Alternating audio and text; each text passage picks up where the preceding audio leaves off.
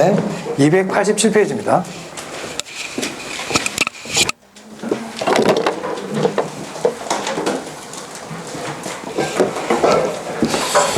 자, 우리가 투자 지금 하고 있는데,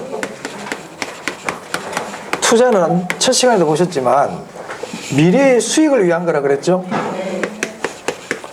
투자를 하는 이유는 수익을 얻기 위해서예요. 미래의 수익을 얻기 위해서. 근데 미래는 확실합니까? 불확실합니까? 불확실하거든요. 불확실해요. 이 불확실한 거를 위험이라고 부릅니다. 그래서 투자는 미래의 수익을 위한 건데 위험이라는 불확실성을 안고 있단 말이에요. 그래서 우리가 투자에서 중요한 거는 수익과 위험이라는 게 중요합니다. 그래서 첫 번째 배울 게 위험입니다. 지금부터 부동산 투자의 위험에 대해서 보겠습니다.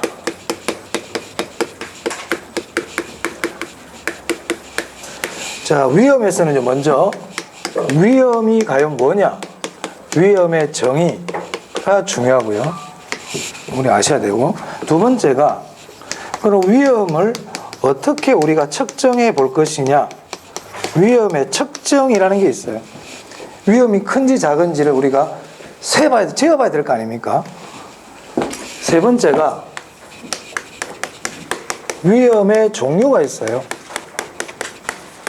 위험의 종류. 네 번째, 그럼 이런 위험을 어떻게 처리할 거냐? 어떻게 위험을 관리할 거냐? 이 네 가지가 우리가 위험에서 공부해야 되는 중요한 내용들입니다. 위험의 뜻, 그리고 위험의 측정, 위험은 어떠한 종류가 있느냐, 이러한 위험을 어떻게 처리하고 관리할 거냐, 또 네 가지를 알면 되겠다. 아시겠죠? 첫 번째 위험의 개념 보겠습니다. 위험의 정의. 자, 한번 읽어보겠습니다. 위험이란 어떤 투자로부터 얻어지게 될 결과에 대해 뭐라고 되어 있어요? 불확실성이라고 되어 있죠. 불확실성. 자, 이 불확실하다는 건 뭐냐? 자, 내가 투자를 할 때 내가 1억을 투자하면 10% 정도는 내가 수익이 날 거야 하고 예상을 할 거 아니에요?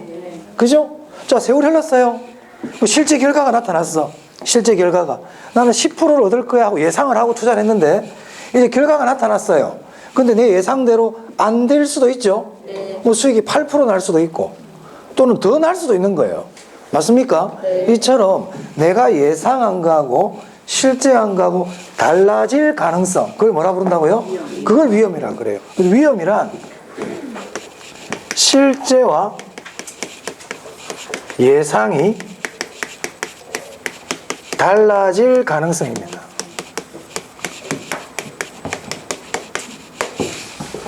그럼 이 말은 변동 가능성이라 그래도 될까요? 달라질 수 있다는 게 변동 아닙니까? 앞에서도 말씀드린 것처럼 불확실성이라고도 얘기할 수 있다. 그럼 만약에 실제와 예상이 달라질 가능성이 크다. 이 말은 무슨 뜻입니까? 위험이 크다. 변동 가능성이 크다. 불확실성이 크다. 이것도 무슨 뜻입니까? 위험이 크다는 거예요. 위험이 크다. 자, 그러면 투자한 A가 있고 내 아파트에 투자할 거냐? 오피스텔에 투자할 거냐? 각각의 위험이 있을 수 있겠죠? 달라질 수 있잖아요. 그러면 아파트의 위험이 큰지 오피스텔의 위험이 큰지를 알려면 어떻게 해야 돼? 위험을 계산해 봐야 될 거 아니에요? 맞아요? 뭐 아파트가 오피스텔보다 위험이 2배 크다. 아니야, 오피스텔 위험이 더 커. 그렇게 하려면 뭔가 측정을 해봐야 그런 말이 가능한 거잖아요. 맞습니까? 즉 위험을 숫자로 표시할 수 있어야 돼요. 그게 위험의 측정이다. 위험의 측정은 뭐로 나타내느냐? 분산과 표준 편차로 나타내요.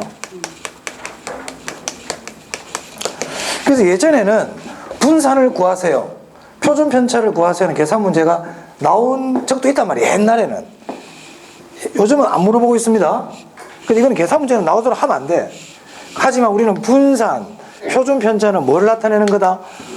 위험을 나타내는 겁니다. 그러니까 분산이 크다 이 말은 위험이 크다 이 뜻이에요. 표준 편차가 크다 이 뜻도 무슨 뜻이다? 위험이 크다. 그러면 실제와 예상이 달라질 가능성이 크다는 말은 분산이 크다는 뜻입니다. 네? 그걸 아시라고요. 자, 그 다음에 넘겨보세요. 자, 우리 교재 289페이지입니다. 289페이지. 289. 거기 보면 부동산 투자의 위험 나와 있죠? 네, 위험의 종류입니다. 위험의 종류.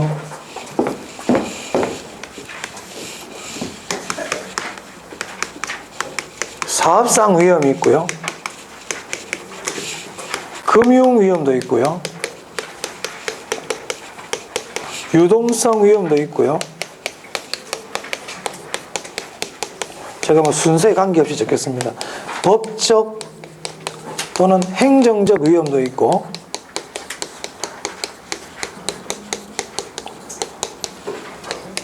인플레 위험도 있어요. 이 외에도 뭐 더 있을 수 있겠죠. 이 외에도 더 있을 수 있겠죠. 대표적인 게 이렇게 있단 말이에요. 부동산 투자 위험의 종류가. 이 사업상 위험은 다시 시장 위험, 운영 위험, 위치 위험이 있다. 이렇다. 이 위험의 종류입니다. 자, 그러면요. 사업상 위험이 뭐냐면 사업상 위험. 사업상 위험. 자, 사업상 위험은 내가 건물에 투자를 했어요. 근데 그 건물에 투자할 때 나는 수익이 한 10억을 투자하면 한 2억 정도는 날 거야 하고 생각하고 투자를 했어. 수익이 2억 정도 날 거라고. 근데 투자했더니 막상 수익이 2억이 안 나. 이처럼 사업상 위험이란 투자 사업의 수익성이 내 생각과 달라질 가능성을 뭐라고 부른다고요?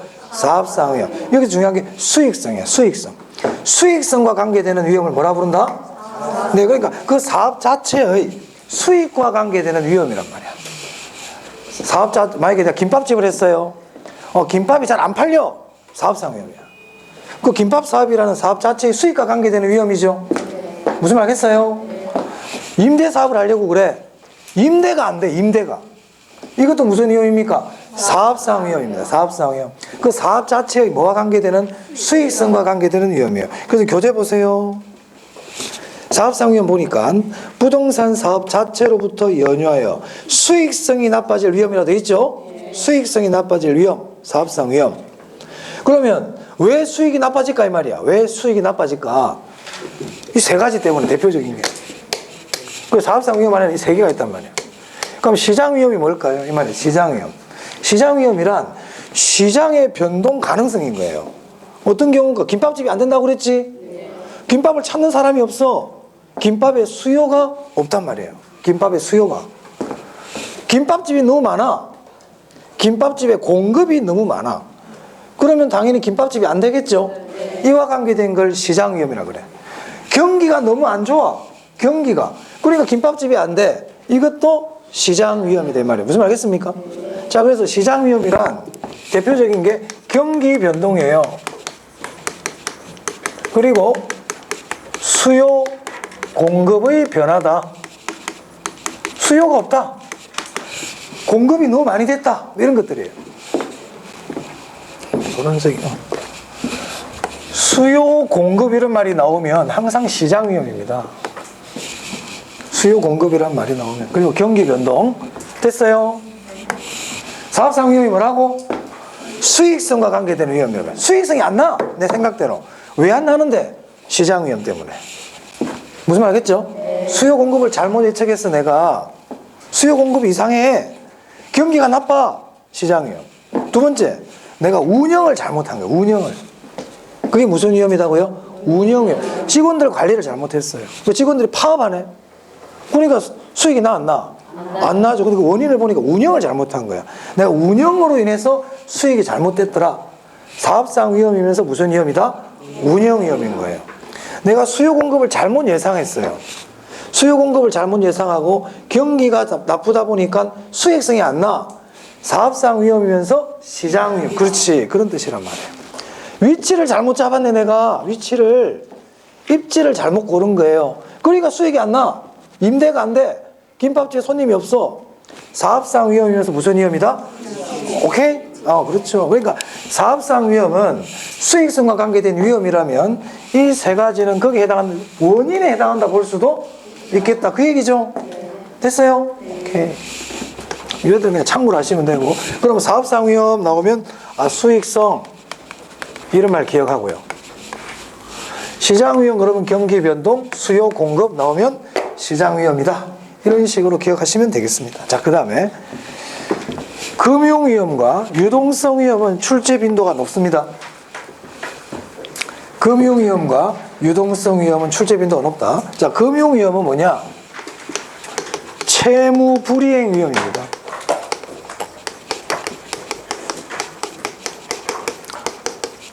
채무 불이행 위험이 뭐죠? 빌린 돈을 못 갚을 위험이죠.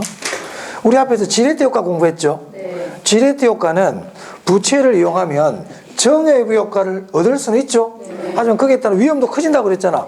대표적인 위험이야. 금융위험, 남해도 못 갚을 위험. 맞아요? 네. 자, 그러면 부채를 이용 안 해. 전액 자기 자본만으로 투자를 해. 그럼 금융위험이 있다 없다? 없습니다. 지레트 효과도 없죠. 그렇죠. 시험에 잘 나오는 지문 중에 하나죠. 전액 자기 자본을 이용했다. 즉 부채를 이용하지 않았다. 금융위험도 없고 지렛대 효과도 없어요. 자, 금융위험 뜻을 알면 되겠네요. 채무 불이행 위험. 자, 그럼 유동성 위험입니다. 유동성 위험 앞에 잠시 말씀드렸어요. 낮은 황금성, 낮은 황금성. 맞아요? 그래서 유동성 위험을 얘기할 때는 부동산을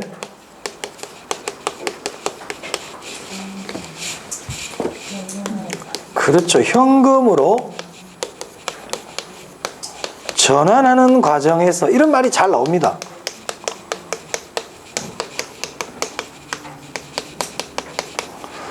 부동산을 현금으로 전환하는 과정에서 생길 수 있는 손실을 뭐라 부른다? 유동성 위험이라 그래요. 내가 돈은 필요해. 그래서 부동산을 팔려고 현금으로 바꾸려고 그래. 근데 안 팔려. 안 팔려. 그래서 난 어쩔 수 없이 싸게 팔았어요. 손해보죠? 네. 그런 이걸 뭐라 부른다? 네, 그래서 글자가 있죠. 여기. 전환하는 과정에서 뭐로? 현금으로. 황금, 낮은 황금성. 그래서 유동성 위험이라는 말이나 낮은 황금성이라는 말이나 같은 말이에요. 같은 말. 법적 행정적 위험은 뭘까요? 법이 바뀌어서 내가 생각한 대로 잘 안 되는 겁니다. 아까 위험이라는 게 뭐였습니까? 내 예상하고 달라질 거잖아요. 근데 원인이 뭐라는 거야? 법이다. 법 때문에 법적으로, 제도적으로, 행정적으로 바뀌다 보니까 내가 생각한 만큼 수익을 못 내더라 이 말이에요. 정부가 이번에 뭐 대출을 규제했다. 또는 정부가 나 땅을 사고 나니까 갑자기 뭐 나한테 안 좋은 제도를 만들어 버리는 거예요. 토지거래 제한구역으로 묶어버린다든지, 내가 땅을 샀는데 개발 제한구역이 되어버렸다든지, 그런 건 무슨 위험입니까? 법적 위험입니다. 법적 위험. 무슨 말 알겠죠? 내가 땅을 샀는데 군사보호시설구역이 되어버렸어. 법적 위험이 된 말이에요. 무슨 뜻인지 아시겠죠? 자, 인플레 위험은 앞에서 했습니다. 물가가 올라가면 화폐 가치가 떨어지고 실질 가치가 떨어진다고 그랬죠. 그게 인플레 위험이에요. 네. 그럼 여기서 위험의 종류에서는 금융 위험과 유동성 위험을 특히 잘 알아두시고 이것도 좀 부가적으로 좀 아시면 되겠다. 오케이. 그래서 위험의 종류까지 봤어요. 자, 이제 291페이지입니다.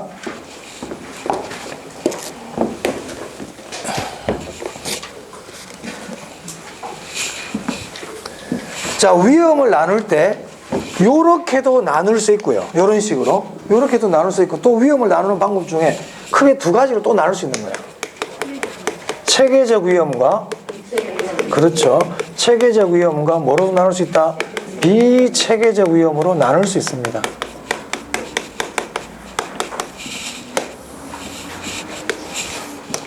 그러니까 나누는 기준에 따라서 방법이 다 다르단 말이에요. 부르는 게. 그럼 체계적 위험 뭐냐? 체계적 위험은 피할 수 없는 위험이에요.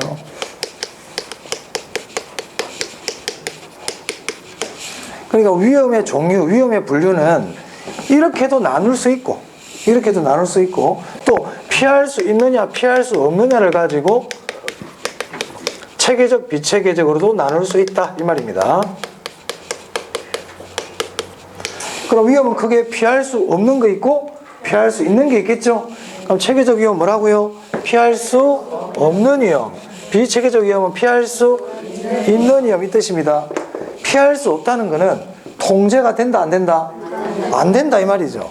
그 말은 바꿔 얘기하면 내가 감당해야 될 위험인 거예요. 내가 감당해야 될 위험인 거예요. 이건 어쩔 수가 없어. 피할 수가 없어. 내가 감당해야 돼. 체계적 위험은. 감당해야 돼. 근데 비체계적 위험은 내가 어떻게 하느냐에 따라서 피할 수 있다는 겁니다. 됐어요? 그러면 체계적 위험은 왜 피할 수 없느냐? 어떤 위험이기에 피할 수 없느냐? 이 체계적 위험은 시장 관련 위험입니다. 즉 시장의 힘에 의해서 생기는 위험이에요. 시장의 힘에 의해서. 시장에 의해서 생기는 힘이기 때문에 투자자들이 어떻게 할 수가 없습니다. 그럼 대표적인 게 뭐가 있느냐? 경기 변동, 인플레, 뭐 이런 것들이에요.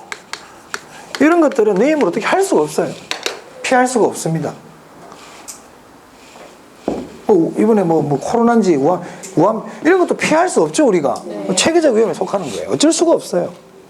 그냥 당해야 돼. 천재지변 마찬가지입니다. 천재지변도 우리가 이제 부동산 투자니 그렇지 천재지변도 피할 수 있다 없다? 없어요. 체계적 위험이에요. 천재지변도. 그러니까 체계적 위험이라는 거는 우리가 피할 수 없는 거다. 원인 자체가 내부에 있다, 외부에 있다. 원인이 주로 다 외부에 있어요. 내부 문제가 아니에요. 외부에서 오는 위험이기 때문에 우리가 어떻게 할 수가 없습니다. 할 수가. 자, 그럼 이 체계적 위험은 모든 투자자들에게, 모든 부동산에 적용되는 위험이다 이 말이에요. 이해되세요? 누구한테는 적용이 안 되고 이 사람한테는 적용이 되고 이 사람한테는 적용이 안 되고 이게 아니라고요. 전부 다 적용이 되는 위험이다. 경기 변동 생각해 보세요. 경기 변동 인플레는 누구에게만 적용되는 위험이 아니죠. 전부 다 모든 투자자, 모든 부동산에 적용이 된다. 그러면 모든 투자자, 모든 부동산이라는 거는 공통 이렇게 얘기해도 되겠습니까? 됩니다. 그래서 체계적 위험을 정리할 때 체계적 위험 피할 수 없다. 시장과 관계된다. 모든 공통 이런 말 아시면 되겠습니다. 근데 비체계적 위험은 피할 수 있어요. 이건 왜냐? 이건 개별 투자자, 개별 부동산에 적용되는 위험이거든. 개별. 저 어떤 사람이 있잖아요. 주식에 투자를 하면 손해만 봐. 그럼 어떻게 하면 돼? 다른 사람한테 시키면 되지. 사람 바꿔버리면 되죠. 비체계적 위험 피할 수 있잖아요. 그러니까 이 사람한테는 있는데 이 사람한테는 없는 위험이야. 이 부동산에 있는데 이 부동산에는 없어. 부동산마다 각각마다 다른 위험을 뭐라 부른다? 비체계적 위험. 그러니까 피할 수가 있죠. 딴 거 하면 되잖아. 딴 거 하면. 맞아요? 그렇죠. 그런 겁니다. 알아두세요. 그래서 앞으로 포트폴리오 공부할 때 이 비체계적 위험을 줄이기 위해서 포트폴리오를 구성하게 됩니다. 나중에 공부하겠습니다. 일단 뜻 알아두셔야 돼요. 뜻, 체계적 위험과 비체계적 위험. 네 번째, 위험의 처리입니다. 그럼 이러한 위험을 어떻게 할 거냐 이 말이에요. 어떻게 할 거냐.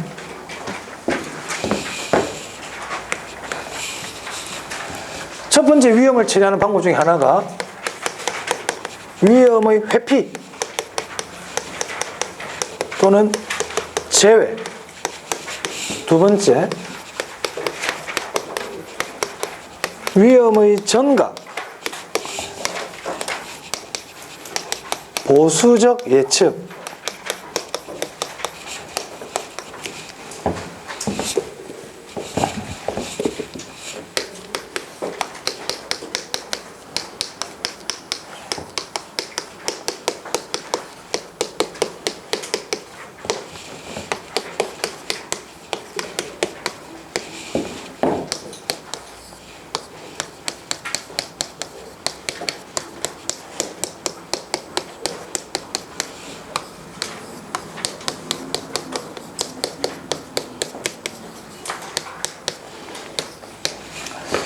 자, 위험을 처리하는 대표적인 방법들이 6가지가 있습니다. 6가지. 그래서 이 각각의 뜻을 좀 아셔야 돼요. 일단 뜻을 아셔야 된다. 뜻을. 우리 시험 주관식 아니죠? 네. 그러니까 위험 회피가 뭡니까? 그러면 말할 수 있으면 돼요. 위험의 전가가 뭡니까? 보수적 예측이 뭡니까? 이렇게 각각의 말이 나오면 일단 말로 설명할 수 있으면 됩니다. 굳이 외워서 적는 게 아니죠. 이걸 딱 보면 생각이 날 수 있도록 그렇게는 하셔야 돼요. 오케이? 위험은 중요하다니까. 위험은 아까 제가 투자는 위험과 수익이라는 양면성 두 개가 2대 과제야. 2대 과제. 그러니까 위험에 대한 게 시험에 나올까 안 나올까? 무조건 나옵니다. 투자론에서 위험을 안 낼 수가 없어요. 당연히 내요. 그래서 이 정도는 우리가 기본으로 알고 있어야 돼. 자, 먼저 뭐였어요? 위험의 정의, 위험의 측정, 위험의 종류, 위험의 처리. 이 4개. 위험의 정의, 위험의 측정, 위험의 종류, 위험의 처리. 이 4개를 계속 반복하시라고요. 나오니까 시험에. 자, 그럼 먼저 위험 회피부터 볼게요. 위험 회피. 자, 위험 회피는 자, 말 그대로 위험을 피해라, 위험을 제외시켜라 이 얘기거든. 이 말은 건 뭘까요? 위험한 데는 투자하지 마라 이 말이에요. 위험한 데는 투자하지 마라. 그 위험의 제외야. 바꿔 얘기하면 위험 없는 데만 투자해라. 위험이 없는 걸 무위험 자산, 안전자산이라 그래요. 오케이, 안전자산. 안전자산 또는 무위험 자산. 안전자산에만 투자해라 이 뜻입니다. 이게 위험의 회피 제외입니다. 그럼 대표적인 게 뭐가 있을까요? 안전자산. 그렇죠. 정기예금, 채권 중에서도 국공채, 사채 말고 국공채. 국가에서 발행하는, 지방자치단체에서 발행하는 채권을 뭐라 부른다? 국공채. 회사에서 발행하는 채권을 뭐라 불러요? 사채, 회사채. 그렇지, 회사채, 사채. 회사채는 위험이 있어요. 회사가 망할 수 있잖아요. 근데 국가는 망할 수가 없지. 망할 수도 있겠죠. 국가 망하면 게임 끝났지 뭐. 그거는 뭐 말하나 말하니까. 그러면 보세요. 아까 투자라는 거는 내가 그래도 위험을 감수하면서 수익을 얻는 거거든요. 근데 위험의 회피 제외는 위험을 하나도 부담 안 하겠다는 얘기잖아요. 진정한 의미의 투자가 아니죠.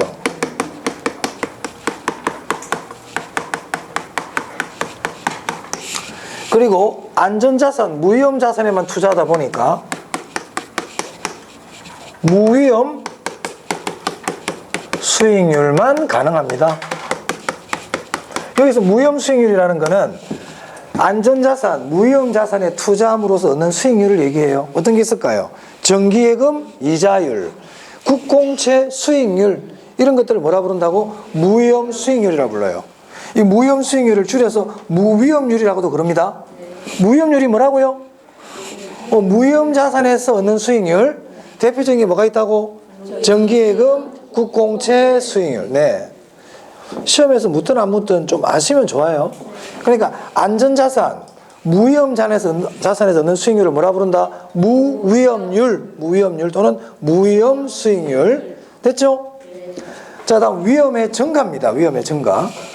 위험의 증가는 우리가 조세의 증가에서 봤듯이 내가 부담해야 될 위험을 제3자에게, 누구에게? 제3자에게 떠넘기는 거죠. 떠넘기는 거예요. 제3자에게 떠넘기는 거예요. 이 전가에서는 이해를 잘 알아야 돼요. 사례. 어떤 것들이 있는지 사례를 잘 알아놔야 돼요. 대표적인 게 보험 가입입니다. 보험 가입. 보험에 가입하는 거예요. 화재보험. 두 번째, 물가 상승에 따른 임대료 인상 계약. 물가가 10% 오르면 임대료는 한 5% 올릴 거야. 이런 식으로. 물가가 오르는 거는 임차인 때문에 오른 게 아니잖아요. 임대인 자기가 부담해야 될 위험이거든. 근데 이걸 누구에게 떠넘긴다? 임차인에게 떠넘기고 있잖아요. 그렇죠? 이 두 개는 특히 기억. 특히 기억. 이 외에 스왑이라는 게 있어요. 이 스왑은 우리가 교환 계약을 얘기하는데 이것도 위험을 증가시키는 겁니다. 스왑. 변동금리. 이런 것들은 대표적인 위험의 증가입니다. 자, 그 다음 보수적 예측인데요. 위험의 증가 뭐 이런 거 다 시험에 다 참 잘 나오죠. 다 잘 나와요. 자, 보수적 예측이야. 보수적 예측. 예측을 보수적으로 해라 이 말이잖아요. 예측을 보수적으로 해라. 그럼 보수적이라는 말을 알면 되겠네. 보수적이란 말. 자, 보수적이라는 얘기는 어떤 수익이 날 때 그 수익이 많이 날 거야 이렇게 예상하는 게 보수적입니까? 수익이 그 정도 안 돼. 그게 보수적이죠. 그러니까 보수적 예측은 내가 투자를 할 때 수익 자체를 낮게 예상한다, 높게 예상한다. 낮게 예상하는 거예요. 낮게 예상하는 거예요. 별거 없어. 그래서 보수적 예측은 수익은 낮게 예측해라. 그 대신 위험이나 비용은 어떻게 예측해라? 높게. 그렇습니다. 잘했어요. 수익은 낮게 예측, 비용이나 위험은 높게 예측. 별거 없죠? 오케이. 수익은 낮게 예측해. 비용이나 위험은 높게 예측해. 이걸 이렇게 표현합니다. 나중에 기대 수익률 공부하겠지만 기대 수익률을 낮춰라. 하향 조정해라 이 뜻이에요. 기대 수익률 어떻게 하라고요? 하향해라. 기대를 낮춰라. 기대 수익률을 낮춰라. 기대를 낮춰라. 예상이라고 그랬잖아. 예측. 수익을 낮게 예측해라. 그 말은 기대 수익률을 낮춰라 이 뜻이에요. 기대 수익률을 낮춰라. 기대 수익률을 낮춰라. 기대 수익률을 하향 조정한다. 기대 수익률 하향 조정. 자, 요거 좀 설명드릴게요. 위험 조정 할인율요. 조금 까다롭다기보다는 한번 봅시다. 어차피 한 번은 설명을 해야 되기 때문에.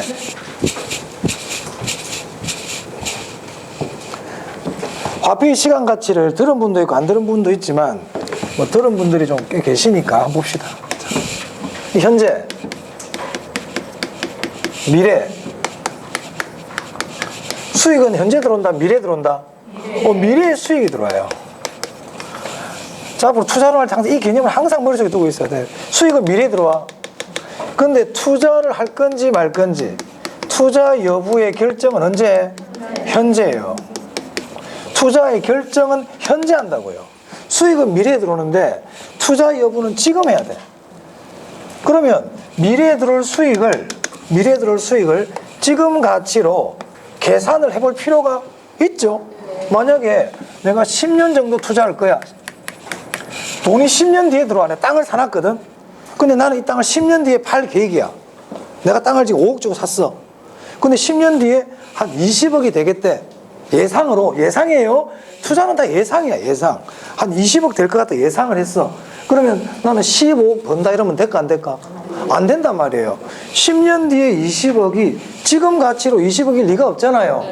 맞아요? 그럼 10년 뒤에 20억을 지금 가치로 얼마인지를 구해봐야 돼, 안 봐야 돼? 그래가지고 5억하고 비교를 해봐야 될 거 아니에요.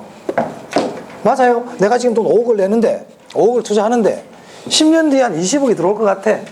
근데 이걸 15억 벌었다 그러면 안 되잖아요. 10년 뒤에 20억이 과연 지금으로 계산하면 얼마일까? 이걸 구해가지고 그리고 나서 5억하고 비교해야 내가 얼마 벌었다 얘기가 될 거 아닙니까? 맞죠? 그렇지. 그래서 미래에 들어올 수익을 현재 가치로 구할 필요가 있단 말이에요. 현재 가치로 계산을 해야 돼요. 미래에 들어올 수익을 현재 가치로 계산을 해야 돼. 이걸 우리가 뭐라 부른다? 현재 가치로 계산하는 거를 할인한다 이렇게 얘기해요. 뭐 한다고요? 할인한다. 할인한다는 말은 현재 가치를 구한다는 뜻입니다. 할인한다는 뜻이 뭐라고? 현재 가치 구하는 거예요. 현재 가치 구하는 게 할인하는 거야. 자, 이때 할인을 할 때는 할인을 하려면 할인율이 필요해. 뭐가 필요하다고요? 할인율이 필요해.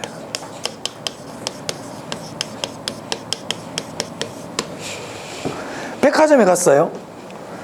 백화점에 갔더니 할인한대 오늘. 할인. 여기서 백화점에서 할인은 미래 현재 가치 구하는 거 아닙니다. 지금 투자론에서 할인 현재 가치 구한다는 뜻이고 할인하면 금액이 커질까 작아질까? 작아져요. 미래 가치를 현재 가치로 보면 금액이 작아지죠. 자, 백화점에 갔더니 할인한대. 백화점이 원피스가 100만 원짜리야. 근데 이게 할인했을 때 얼마인지를 알려면 할인율을 알아야 돼요, 몰라야 돼요? 뭐 30% 할인, 40% 할인, 할인율을 알아야 금액을 알 수 있듯이 할인을 하려면 뭐가 필요하다? 할인율이 필요합니다. 할인율. 아시겠어요? 할인하려면 할인율이 필요해. 자, 그럼 봅시다.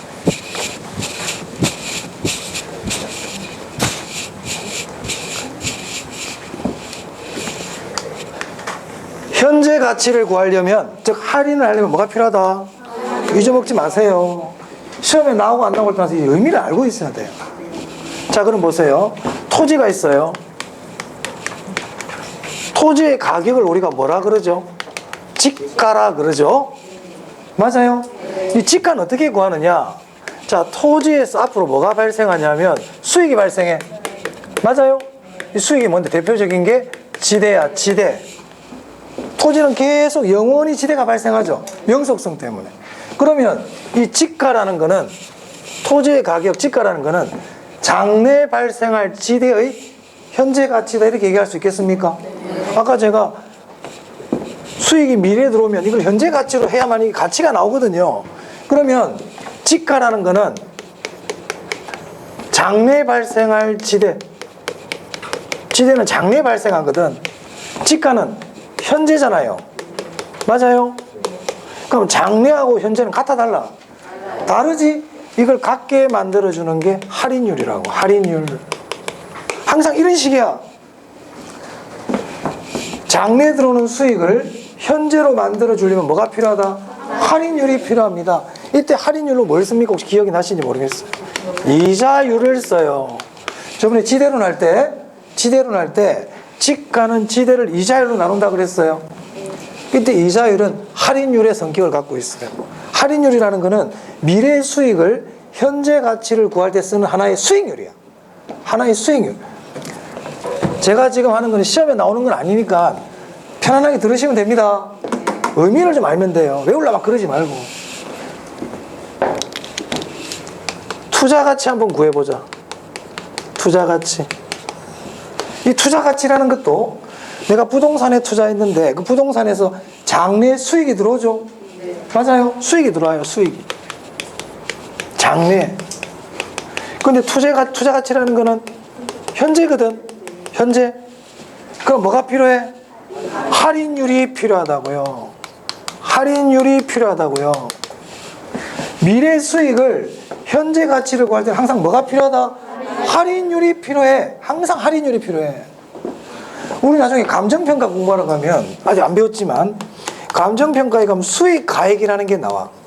수익가액. 이 수익가액은 어떻게 구하냐면 장래에 발생할 수익을, 이건 현재 가치거든.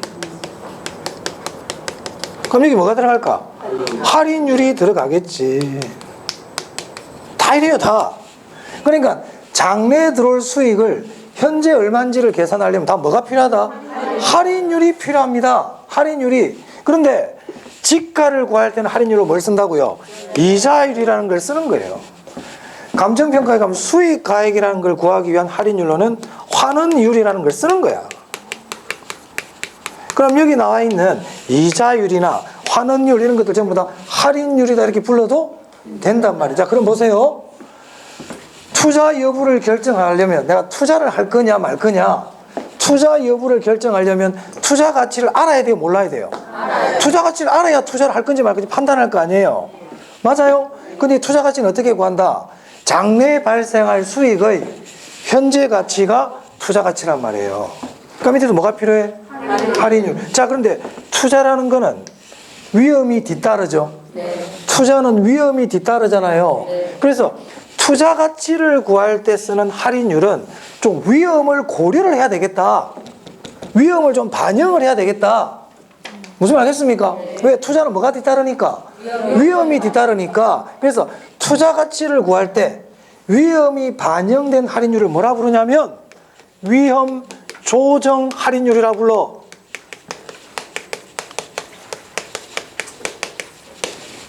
투자 가치 구할 때 반영한 할인율을 뭐라 부른다고요? 네. 자, 그럼 보세요. 투자 가치를 구할 때 위험 조정 할인율이라고 그랬지.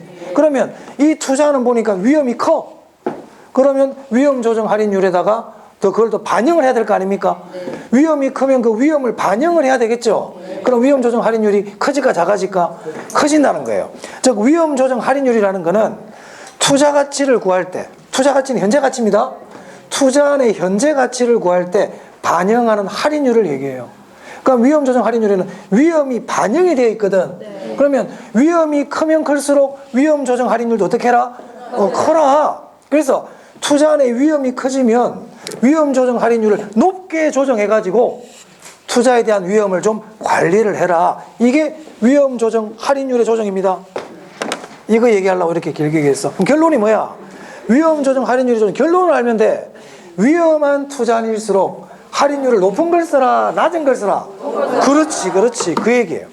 그래서 위험 조정 할인율 일종의 할인율인데 위험이 반영이 된 위험을 조정할 수 있는 할인율이라 그래서 뭐라 부른다? 위험 조정 할인율이라고 부르는 거예요. 아시겠어요? 제가 지금 했던 말이 복잡하면 잊어버려도 돼요. 그냥 제가 위험 조정 할인율 그러면 이러면 어려울까봐 설명드린 거고 결론을 알면 됩니다. 결론. 위험한 투자일수록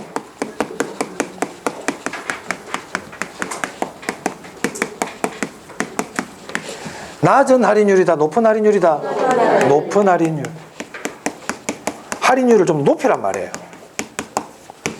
자, 예를 들어서 그 아파트에 투자할 때는 내 위험 조정 할인율이 5%였어. 5%. 근데 오피스텔에 투자할 때는 오피스텔이 아파트가 위험해 보여. 그 밑에 위험 조정 할인율은 또 5%가 아니면 8%, 10%를 쓰라는 겁니다. 무슨 말 알겠어요?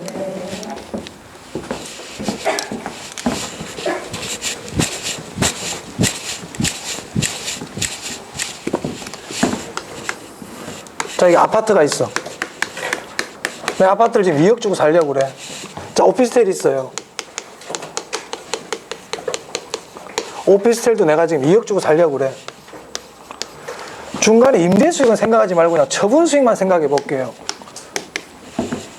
3년 뒤에, 똑같이 3년 뒤에 3억에 팔려고 계획을 하고 있어요. 무슨 말 알겠어요? 그러면 미래에 들어올 3억을 현재 가치로 좀 구해야 될 거 아니에요? 맞아요? 이것도 마찬가지로 현재 가치 구해야 되죠?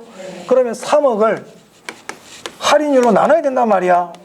할인율로 3억을 할인율로 나눠야 돼. 그래야만이 이 아파트의 투자 가치가 나와. 맞습니까? 그럼 이때 오피스텔이 아파트보다 더 높아, 위험이. 그러면 아파트를 구할 때 할인율을 만약에 5%를 썼다. 그러면 오피스텔에 적용한 할인율은 8%를 써라. 이때 투자 가치를 구할 때 쓰는 할인율을 우리가 뭐라 부른다? 위험 조정 할인율이라 부르는데 위험한 투자일수록 할인율을 높은 걸 쓰라 이 말입니다. 아시겠어요? 그럼 이걸 높은 걸 쓰면 투자 가치는 크게 나올까 작게 나올까? 작게 나오지. 그러니까 투자 가치를 작게 봐버리는 거야. 할인율을 높은 걸 쓰면 투자 가치는 작게 나옵니다. 그래서 이 사람은 야 오피스텔은 그만 투자 가치가 없어 이렇게 나오겠죠. 맞아요? 결론. 위험한 투자일수록 어떤 할인율을 쓴다? 꼭 기억하세요. 높은 할인율. 자, 그다음 위험의 통제입니다. 위험의 통제라는 것은 위험이 발생하는 횟수나 크기를 통제하겠다는 거예요. 위험의 발생 횟수나 그 크기를 통제하는 걸 얘기하는데 대표적인 게 뭐가 있느냐? 민감도 분석, 포트폴리오입니다. 위험의 통제의 대표적인 게 민감도 분석과 포트폴리오. 자, 민감도 분석과 포트폴리오는 위험의 통제예요. 민감도 분석과 포트폴리오는 위험의 통제입니다. 위험의 통제라는 것은 위험의 발생 횟수를 줄여보겠다는 거예요. 발생 횟수를 줄여보고, 그리고 어차피 내가 감당해야 될 위험이라면 거기에서 내가 그 크기를 한번 좀 줄여봐야 되겠다. 위험의 크기를 좀 줄여봐야 되겠다. 이게 위험의 통제입니다. 민감도 분석은 조금 이따 설명드릴 거예요. 자, 그 다음에 위험의 보유인데요. 위험의 보유는 위험을 처리하는 방법을 내가 스스로 갖고 있겠다는 거예요. 충당금. 준비금 이런 것들입니다. 자, 우리 아파트에 보면 특별 수선 충당금 이런 게 있어요. 수선 충당금. 자, 아파트가 10년이나 20년 지나면 노후화가 되기 때문에 수선을 해야 되죠. 그러면 그때 막대한 돈이 갑자기 나가요. 위험하잖아요. 돈이 없으면 못 고치는 거잖아요. 그럼 어떻게 합니까? 그때를 대비해 가지고 조금씩 적립을 하죠. 그게 충당금이거든요. 그러면 내가 나중에 아파트를 수선할 때 그 수선할 비용을 우리 아파트가 스스로 갖고 있는 거 아니에요. 그 위험을 이겨낼 방법을 스스로 갖고 있죠. 그 위험의 보유라 그래요. 충당금, 준비금, 위험의 보유. 됐나요? 자, 그러면 이 민감도 분석만 보고 좀 쉬겠습니다. 우리 교재. 우리 위험의 처리는 뒤에 나옵니다. 제가 298페이지입니다. 거기 민감도 분석 찾았어요? 네, 민감도 분석을 감응도 분석이라고도 그래요. 자, 제가 읽어볼게요. 읽어보고 설명드립니다.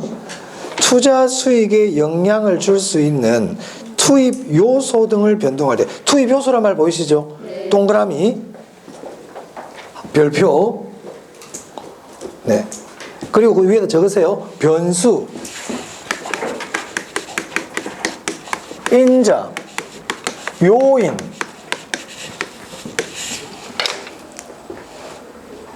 투입 요소라는 말 대신 이런 말들도 적을 수 있어요. 저런 말로 바뀔 수도 있어요. 특히 변수. 자, 다시 계속 읽어보겠습니다. 투입 요소를 변동할 때, 네, 그 투자의 결과가 어떠한 영향을 받는가를 파악하는 방법이다.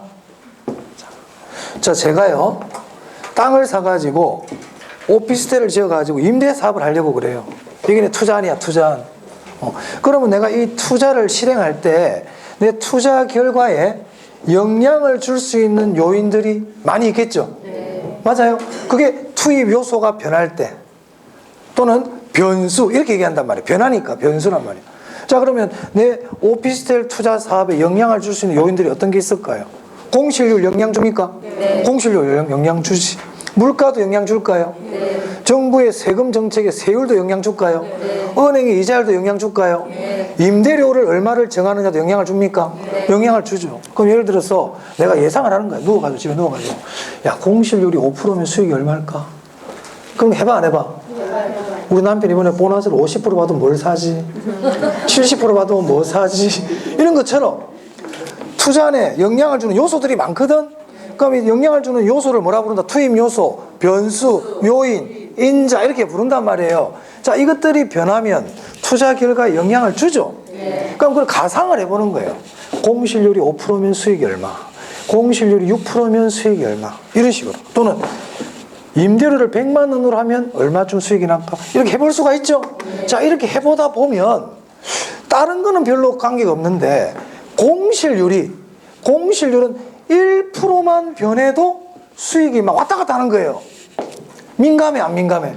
민감하지. 그래서 민감도 분석이라는 거는 내 투자 결과에 가장 큰 영향을 주는 요소. 그럼 조금 전 같으면 공실률이 되겠네. 그거를 찾아낼 수가 있을까 없을까?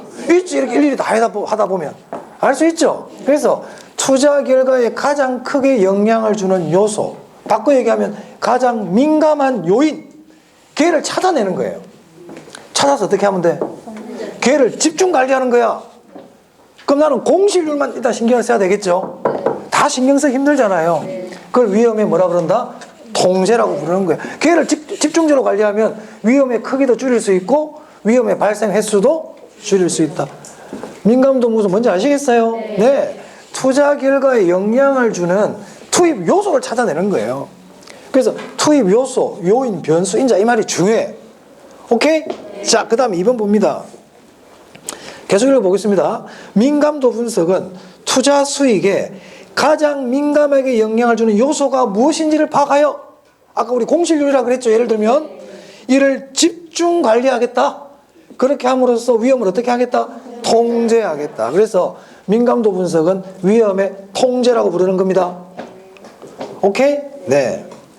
선생님들이 학생들을 인솔해가지고 수학여행을 가. 60명을 데리고. 근데 우리 반은 보니까 저 맨 뒤에 앉은 쟤만 집중 관리하면 문제가 안 생겨. 맞아요? 걔를 집중 관리하겠다는 거예요. 제가 우리 학급의 위험에 가장 크게 영향을 미치기 때문에 무슨 말인지 알겠습니까? 그런 거예요. 그러니까 투자 결과에 가장 큰 영향을 주는 요인을 찾아가지고 걔를 집중 관리하겠다. 오케이? 자, 그 다음에 3번은 조금 이제 다른 내용, 뭐 다르다기보다는 투자안이 두 개가 있어. 아파트에 투자할 거냐, 오피스텔에 투자할 거냐, 이렇게 고민을 하고 있어요. 근데 만약에 아파트가 더 민감한 투자안이다, 이렇게 얘기한단 말이에요. 예를 들어서 아파트가 더 민감해. 이 말은 민감하다는 거는 변화의 폭이 크다는 겁니까, 작다는 겁니까? 크다. 즉 아파트가 오피스텔보다 더 많이 변한다, 수익이. 민감도가 크다는 얘기는 그럼 어떤 게 더 위험하다는 거예요? 아파트가. 아까 위험이 뭐였습니까? 변동 가능성이었죠. 그럼 민감도가 크다는 말은 변동을 많이 한다는 얘기잖아요. 그 말은 더 위험하다, 이 말이에요. 자, 3번. 일반적으로 민감도가 큰 투자안일수록, 줄쳐야 돼. 민감도가 큰 투자안일수록 뭐라고 적어놨을 때 더 위험한 투자안이다. 더 위험한 투자안이다. 됐어요? 여기서 민감도가 크다는 얘기는 수익이 널뛰기 안 나와요. 수익의 변동이 막 심한 거예요. 그러니까 위험하죠. 어떤 주식이 있는데 이 주식은 별로 오르고 내리는 게 별로 안 위험, 이렇게 벽이 없어. 근데 어떤 주식은 오를 때 이렇게 올랐다가 내릴 때 뚝 떨어졌다가 막 이래. 어떤 게 더 위험해요? 이게 더 위험하죠. 이게 민감도가 더 크다. 그 뜻입니다. 됐어요? 네, 민감도 분석도 알아두시기 바랍니다. 자, 그러면 299페이지에 2번 문제 한번 풀어보고 좀 쉬겠습니다. 재작년 문제네요. 부동산 투자의 위험 분석에 관한 설명이다. 틀린 것은 1번은 자, 좀 이따 안 해석에 넘어가고요. 2번도 넘어갑니다. 자, 3번 보겠습니다. 1, 2번 아직 안 배웠어요. 보수적 예측 방법은 투자 수익의 추계치를 하향 조정함으로써, 맞아요? 수익을 낮추라고 그랬죠. 미래 발생할 수 있는 위험을 상당수 제거할 수 있다는 가정에 근거를 두고 있다. 맞죠? 자, 4번 보겠습니다.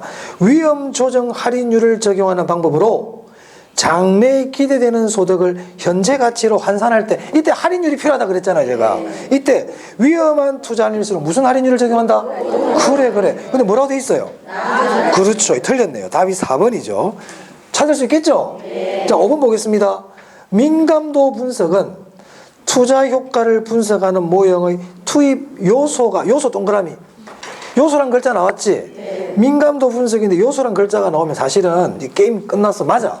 뒤에 거 안 읽어봐도 돼, 사실은. 한번 읽어볼게요.